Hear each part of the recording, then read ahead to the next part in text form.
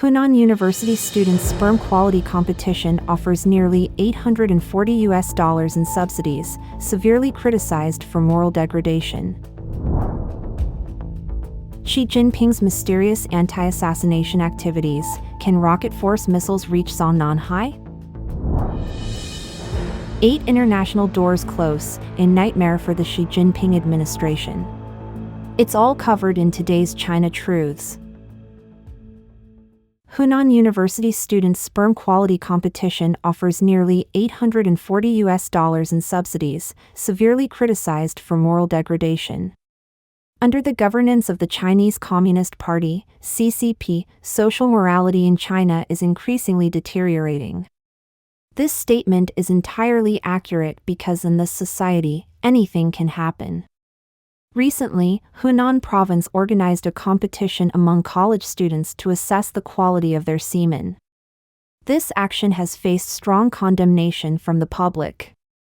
In detail, the information was announced by the official platform of the Hunan Human Sperm Bank to organize a 50-day sperm quality competition among college students in Zhengzhou, Hunan province. The competition will evaluate various factors, including sperm concentration, vitality, semen volume, and the lowest rate of sperm deformity, to determine the most outstanding participants and reward them. The organizers have set specific criteria for participants, including an age range of 20 to 40 years, a height of 1.65 meters or above, no hereditary or infectious diseases, nearsightedness below 600 degrees, and no color blindness or color weakness. Furthermore, individuals who came for the first time to have their semen quality checked will receive a transportation allowance of 50 Chinese yuan, approximately $6.87, and a free sperm quality test worth 125 yuan, approximately $17.18. If their test results are satisfactory, they can receive 200 yuan, about $27.48 per donation, with a maximum of 20 donations, totaling 4,000 yuan, about $549.61. Completing the donation process will also earn them an additional reward of 2,100 yuan, for a maximum cash subsidy of 6,100 yuan, approximately $838.15. Dr. Zhua, the doctor who addressed media inquiries about the event, explained that they are encouraging college students to participate this time because their semen quality is typically higher. This news quickly sparked public backlash. Chinese netizens left comments such as, "Where is the ethics? This is all messed up. Can we please stop embarrassing ourselves? Don't harm the students, okay?" Some netizens directly questioned whether this so-called competition was actually a deceptive way to coax college students into donating sperm. However, amidst the controversy, the related activities were quietly halted. A netizen analyzed in a post that the current fertility desire of young people in China has hit rock bottom. They mentioned, while the previous generation hasn't yet fulfilled the mission of being a bridge, this generation is no longer willing to be that bridge and isn't very enthusiastic about the other side. The article pointed out that at present, China is experiencing a significant reduction in its working-age population, resulting in increased labor costs. The demographic dividend has turned into a demographic burden, and the expenses for pensions and medical insurance are becoming increasingly burdensome. Furthermore, it also noted that especially this year, a wave of unemployment has swept in, pushing young people gradually into various corners of society. China's declining population has attracted global attention, and as a result, China is no longer the preferred choice for global trade division of labor. Xi Jinping's mysterious anti-assassination activities. Can rocket force missiles reach Zhongnanhai? Even though Xi Jinping seems to have a firm grip on the entire political and military power of the Chinese Communist Party, there are various unusual developments in China's political landscape. From the disappearance of Qin Gang to the extensive purge within the rocket force and the mysterious whereabouts of Defense Minister Li Shangfu, these events have sparked numerous speculations. Xi Jinping himself has exhibited an enigmatic and unpredictable presence. According to analysis, this may be related to Xi's concerns about a military coup or assassination attempts. Some have questioned whether the rocket force possesses the capability to launch a coup or assassinate Xi Jinping, considering the missiles they control. Military analysts have conducted a detailed analysis on this matter. Military analyst Shin Zhou recently examined the fact that most of the CCP's missiles are under the control of the rocket force. In theory, the rocket force could launch an attack on Zhongnanhai without entering Beijing. However, the majority of the missiles in the rocket force's arsenal, such as the Dongfeng 11, Dongfeng 15, and Dongfeng 16, are primarily deployed near the Taiwan Strait and do not have the range to reach Beijing. Additionally, Fujian province has recently experienced 2 typhoons, but Xi Jinping did not visit the area. Furthermore, the CCP's intercontinental ballistic missiles are equipped with nuclear warheads, and they cannot be put into a launch-ready state without a direct order from Xi Jinping. Shin Zhou's analysis suggests that the Chinese Communist Party likely has a nuclear launch code system similar to that of the United States, and Xi Jinping would not make Zhongnanhai a target. He mentioned that the CCP's 6 Dongfeng 26 missile brigades or 1 to 2 Dongfeng 21 missile brigades could potentially be used to launch a coup or an assassination attempt, but it is not an easy task. This means that the brigade commander, deputy commander, and political commissar of a missile brigade must unanimously be willing to risk their lives. At least one launch battalion must be fully obedient, and the personnel responsible for fuel, warheads, and vehicle storage locations must also cooperate entirely to rapidly prepare for launch. Additionally, the Chinese government has deployed top-notch radar systems around Beijing, which would quickly detect incoming missiles. Shin Zhou stated that those planning a coup would need to know Xi Jinping's exact whereabouts and obtain his precise location in a timely manner, which requires inside information, or else their efforts would be in vain. Continuing his analysis, Shin Zhou noted that Xi Jinping's daily residence and office should be in Yingtai, within Zhongnanhai, which is a small island in the South Sea of Zhongnanhai. He also occasionally visits other places within Zhongnanhai. Zhongnanhai covers 100 hectares, and without timely information about Xi's location, multiple missile attacks could miss their target. Of course, if the rocket force were to launch a comprehensive missile attack on Zhongnanhai, it would be difficult for insiders involved in the coup to survive. He added, Xi Jinping has long been prepared. He primarily travels by special train, making it difficult to use anti-aircraft missiles for assassination. Accurately targeting Xi Jinping with rocket force missiles is by no means an easy task. Recently, the Epoch Times received information from reliable sources indicating that Xi Jinping genuinely believes in prophecies and is extremely afraid of death.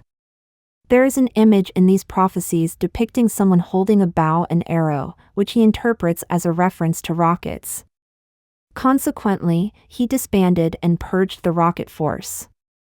This is the primary reason. The sources disclosed that Xi Jinping has received guidance from individuals with deep insights in his inner circle, and he is particularly paranoid, taking numerous measures to protect himself, regardless of how the international community perceives him. Furthermore, the sources mentioned that Xi Jinping has recently been very reluctant to venture outside because he is concerned that he might meet the fate foretold in prophecies such as the Tuibei II, where he meets his end while in office, potentially through a coup or assassination. According to Wikipedia, Tuibei II is a Chinese prophecy book from the 7th century Tang dynasty. The book is known for predicting the future of China and has been compared to the works of famous Western prophet Nostradamus. Xi Jinping's current state of heightened paranoia has led some commentators, such as Wang Youquan, to believe that he has rapidly turned a winning hand into a losing one. Most of the following 9 decision errors occurred during his second term. First, he launched the anti-corruption campaign but failed to apprehend Jiang Zemin and Xing Qinghong, known as the Big Tigers. Second, while recognizing the importance of not losing a single inch of the territory left by their ancestors, he did not severely punish those involved in selling out the country.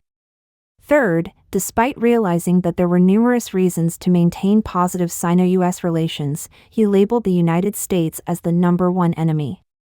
Fourth, he showed partiality toward Russia during the Russia-Ukraine conflict, which alienated many countries. Fifth, he maintained a cold stance toward Kim Jong-un for 5 years but eventually returned to supporting the Kim dynasty. Sixth, he defied common sense and science by insisting on an unwavering commitment to extreme zero COVID. Seventh, he advocated four-party media belongs to the party, leaving no protection for those with differing opinions. Eighth, he sparked anti-Japanese sentiments again by using the issue of Japan's nuclear wastewater discharge.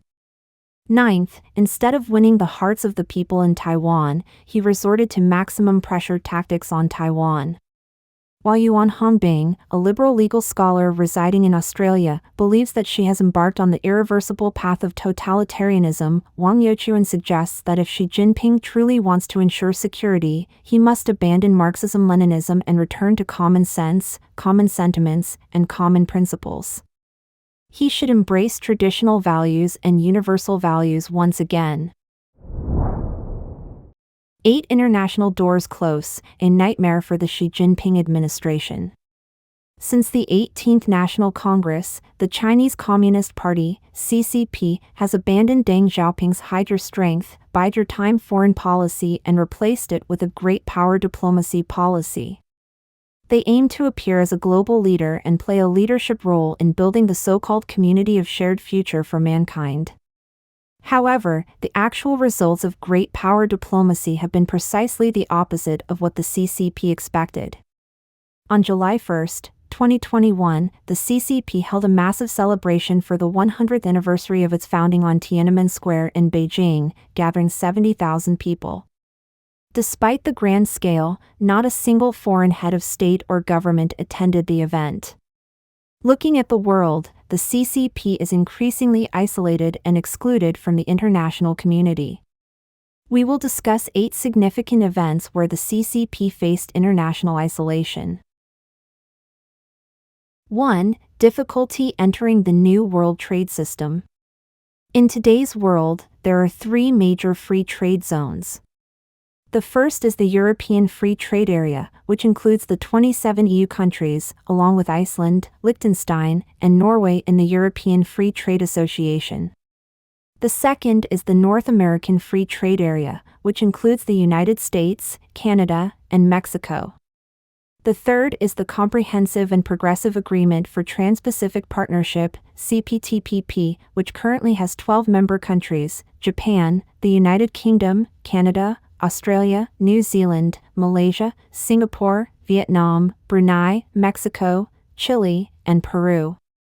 These 3 free trade zones encompass almost all of the developed economies in the world and account for over 70% of global trade. However, China is not a part of any of them. To join the CPTPP, 5 conditions must be met: 1. A stable and transparent political system. 2. An open and free economic environment. 3. Significant market potential. 4. Protection of labor rights and working conditions. 5. Unanimous agreement from the other member countries. China, under the rule of the CCP, does not meet any of these 5 criteria, so its rejection is reasonable. So, with all 3 of the above-mentioned free trade zones in operation, what does it mean? It means that the World Trade Organization, WTO, is being sidelined, and it also means that China will be excluded from the new world trade system. 2. Not in the US-led chip alliance.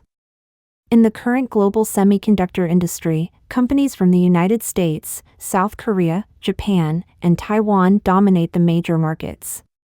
Among them, the United States holds a leading position worldwide in electronic design automation, EDA, core IP, chip design, and semiconductor manufacturing equipment. To address the semiconductor shortage crisis and the vulnerability of the supply chain, the United States has strengthened policy coordination with Japan, South Korea, and Taiwan. As early as May 11, 2021, 65 companies from the United States, Europe, Japan, South Korea, and Taiwan announced the establishment of the Semiconductor Industry Association of America, SIAC, which covers nearly the entire semiconductor industry chain. In April 2022, the U.S. government proposed the establishment of a Quad Alliance for Chips, Chip 4, with South Korea, Japan, and Taiwan. Subsequently, the United States has sought to involve more allies and partners in the CHIP alliance. On January 27, 2023, the United States formed an alliance with Japan and the Netherlands in the chip sector, restricting the CCP's access to advanced semiconductor manufacturing equipment. On January 31, 2023, the United States and India held the U.S.-India Critical and Emerging Technologies Initiative (ICT) meeting to promote cooperation in the chip field. These various developments indicate that the chip alliance led by the United States is gradually expanding, while China is being excluded. 3. Outside the G7+9 Summit. From May 19 to 21, 2023, the Group of Seven, G7, summit was held in Hiroshima, Japan. The main participants included the leaders of the 7 developed countries, the United States, France, Germany, the United Kingdom, Canada, Italy, and Japan, as well as the President of the European Commission, Ursula von der Leyen, and the President of the European Council, Charles Michel. Furthermore, 9 leaders holding significant positions from invited countries took part in the event, including South Korea, Australia, Brazil, Comoros, the Cook Islands, India, Indonesia, Vietnam, and Ukraine. This event was noteworthy as it brought together both the world's most developed countries and representative nations from the global south, yet it notably excluded China. 4. Outside the Indo-Pacific Economic Framework, IPF. On May 27, 2023, the ministerial meeting of the IPF took place in Detroit, Michigan, USA. The United States and 14 partner countries of the IPF reached an agreement on supply chain issues.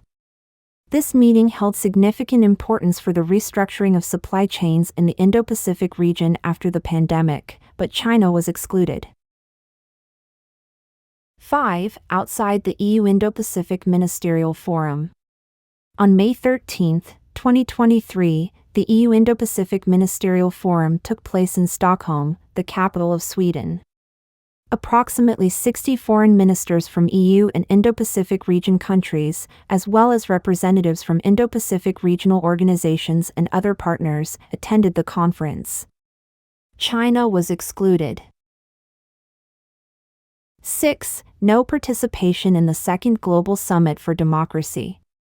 On March 29, 2023, the United States invited Costa Rica, the Netherlands, South Korea, and Zambia to co-host the Second Global Summit for Democracy, which was held via video conference. This summit invited leaders from 121 countries and regions, 8 more than the previous summit. Once again, China was excluded.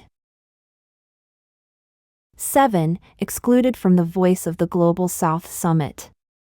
From January 12 to 13, 2023, India invited over 120 leaders and high-ranking officials from developing countries to participate in the Voice of the Global South online summit, during which Prime Minister Modi stated that if the countries of the Global South work together, they can shape the global agenda. However, China was not among the attendees. 8. Absent from the Asian Clearing Union (ACU) Summit. On May 23, 2023, the 51st Asian Clearing Union (ACU) Summit commenced in Iran with the theme of de-dollarization, focusing on discussions about reducing reliance on the US dollar and establishing new settlement systems. The meeting was attended by representatives from the 9 member countries of the Asian Clearing Union, including Iran, India, Bangladesh, Bhutan, Pakistan, Nepal, Maldives, Myanmar, and Sri Lanka. Russia and Afghanistan were invited to the summit, but China was not among the participants. Why is China's big power diplomacy path narrowing? There are 3 main reasons. Firstly, economically, China, under CCP ruling, has not embraced a free market economy in accordance with international rules. Instead, it has implemented an authoritarian state-controlled economy. The most profitable industries and professions in China are monopolized by privileged families associated with the CCP.